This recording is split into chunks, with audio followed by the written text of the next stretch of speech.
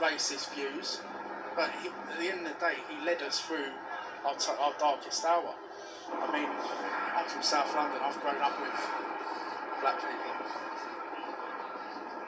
We're all working class. We live side by side.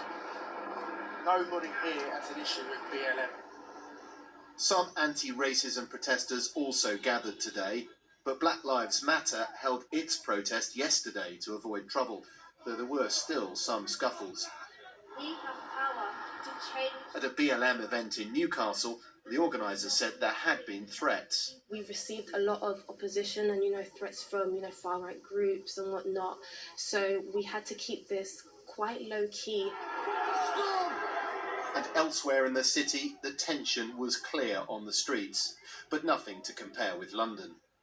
Including scenes like this, police are investigating.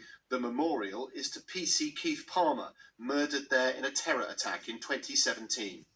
The Prime Minister tweeted, "Racist thuggery has no place on our streets." He said these marches had been subverted by violence. This from the Home Secretary. The individuals that have basically put in the safety of our police officers and the safety of the public at risk will expect to face the full force of the law.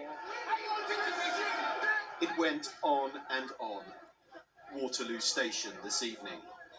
A massive police operation's been needed to restore order. 100 arrests, another 6 officers injured, protesters too, including this man carried to safety. But an angry day is finally over. Tom Simons, BBC News, Central London. Well, this is BBC News. I'm Lewis Vaughan-Jones. Our main story this hour. The chief of police in the American city of Atlanta has resigned a day after officers shot dead a black man. She said the police needed to rebuild trust. Well, Christian Boone is a journalist for the newspaper Atlanta Journal-Constitution. He gave us more of the details of the shooting. Late Friday night at a Wendy's, Rayshard Brooks had fallen asleep.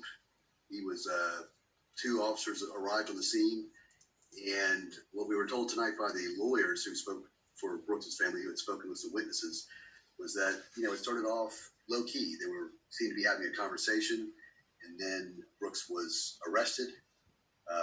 Things got sort of out of hand from there.